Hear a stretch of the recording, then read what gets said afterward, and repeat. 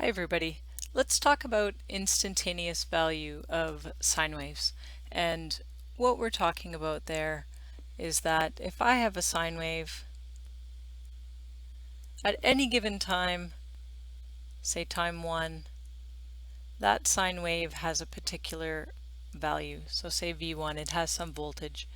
And at some next time instance, we could grab a different instantaneous value of the sine wave. So let's look a little bit about how we can find these exact numerical values.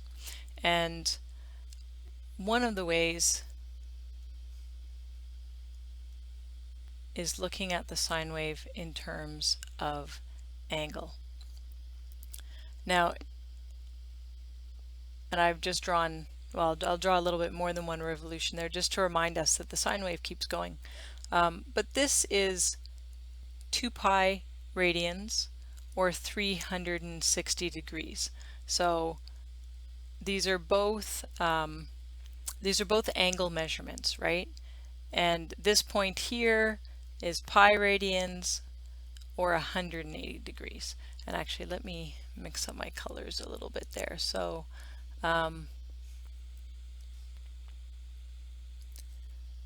I'm going to write, and this will be 0 degrees. And then in let's put in the 90 degrees and the 270 degrees. And then let's go back and put in the radians for that. This is going to be 2 pi radians.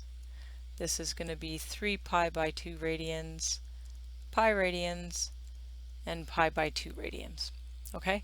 And we know at 90 degrees or pi by 2 radians that this sine wave reaches its maximum V peak, whatever that happens to be. Okay? So the instantaneous value of this waveform anywhere along here at some angle theta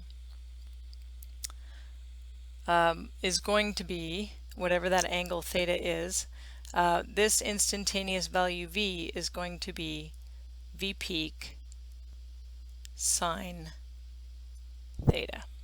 Okay? Now that theta, that angle, and actually let me just label this angle to not confuse the generic theta there with a different location, but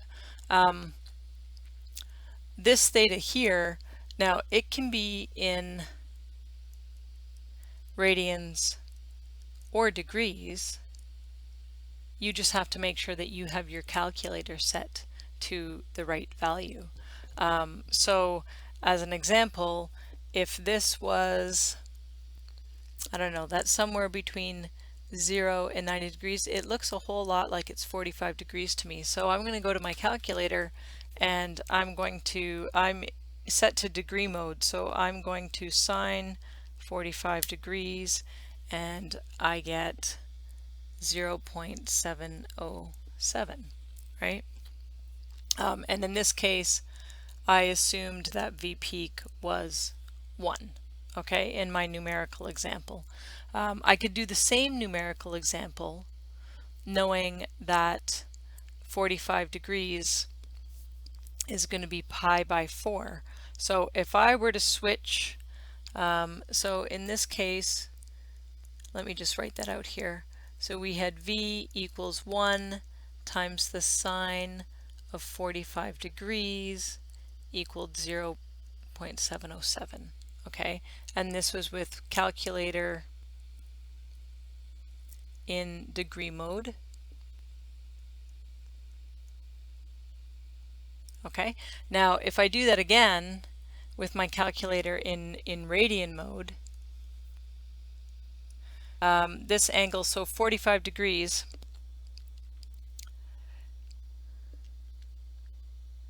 is 45 times, should be pi, but that's pi by 2, is going to be pi by 4. So this is actually pi by 4. If I switch my mode to radians, So now my calculator's in radian mode. I'm going to do pi divided by 4, and I'm going to sine that, and I get 0.707. So I'll get 1 times sine of pi by 4, and this is with calculator, I can't even spell, in radian mode. Okay, and that's really important. So it's important to know what mode your calculator is in. Now, because a lot of things that we do eventually, and especially in electronics, comes down to calculus, we want to be in radian mode. And so often my calculator is in radian mode all the time, and I'm working with angles in terms of 2 pi, pi, instead of 180 and 360 degrees. Okay, so in this case, we're remembering that pi radians is the same as 360 degrees. So, sorry, 2 pi radians. 2 pi radians is the same as 360 degrees. Okay, so those are the same. And pi radians is equal to 180 degrees. And if you're trying to convert from one to the other, just remember that pi radians equals 180 degrees. And then you know, you can say, okay, well, if I have, say, pi by 4 radians, how many degrees is that, right? And so I can write myself a ratio to say, well, the ratio of pi to 180 is the same as the ratio of pi by 4 to my unknown degrees, and I can solve for x. So I would end up with x equal to pi by 4 over pi times 180 degrees. And I kind of went off the screen there. But then I would, if I calculated that out, I would end up with 45 degrees. Okay, if I did pi divided by 4 divided by pi times 180. Okay, and so this screen, you know, we're looking at instantaneous value of the sine wave given an angle. But what if we were back in this scenario that we had at the start, where this is not an angle, this is time? So can I still figure out the instantaneous value? And the answer is yes, but we have to see how we do that. So the thing to remember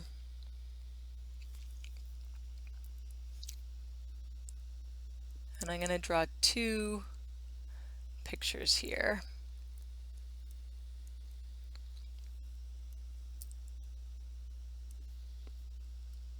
Wow. You'd think after all this time I was better at drawing sine waves, but there you go. Let's pretend that they're perfect. So this is some point in time, t, and this is big T, which is one period of this waveform. Now, I could have shown that as one period being 360 degrees and this point being some angle, right? And I already know from what we just covered that if this is V peak, then the instantaneous voltage here is going to be V peak times the sine of theta. And over here I have the same V peak, but what's the equation? So this little v equals what? That's what I have to figure out. It can't just be sine t. That's going to give me a different answer, right? So let's think about how these two waveforms are actually the same. Whether I'm looking at the period in terms of calling it one full period in time, and remember this is time, this axis, and this other axis is angle. And one period is 360 degrees. So let's look at these relationships. if this is the same waveform at the same point in its cycle, this distance here compared to one full period will be the same ratio as this distance here compared to one full cycle, right? That's going to be the same ratio because these waveforms are at the same point in the sine wave cycle. So, and I've drawn it on two separate graphs.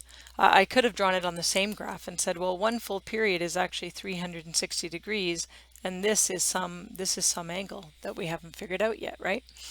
So what we can see here is that the ratio of this time over the period is the same as the ratio of that angle over 360 degrees.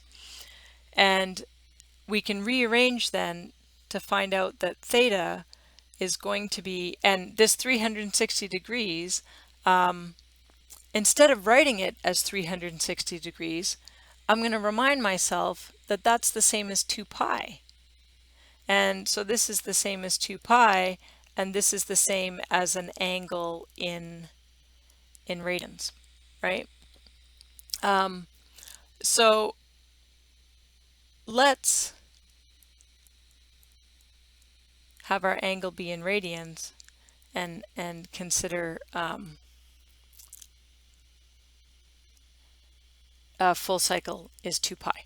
So when I rearrange this, what I'm going to get is my angle in radians is equal to, I'm going to actually, let me rewrite that for you so that is clearer. So what I'm looking at now is that this ratio is the same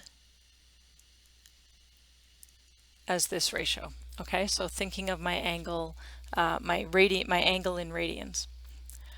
This can be rearranged. So my angle in radians is the same as 2 pi times t divided by big T, which is the period. Now we know that 1 over t is the frequency. So I can rewrite this as 2 pi ft. Okay, and that's the order that we always write it in, 2 pi ft. So I can sub this 2 pi ft because that's equal to theta rad. That can be subbed back into this equation as long as my calculator's in radian mode and it knows that my angle's coming in radians.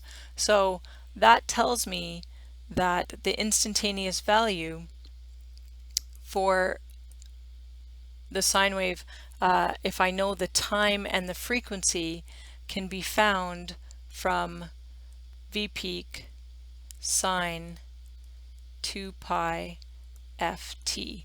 But remember your calculator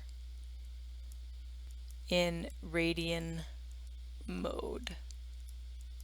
Okay, does that make sense? Hopefully that makes sense. If not, we can talk about it again in the live lecture time too.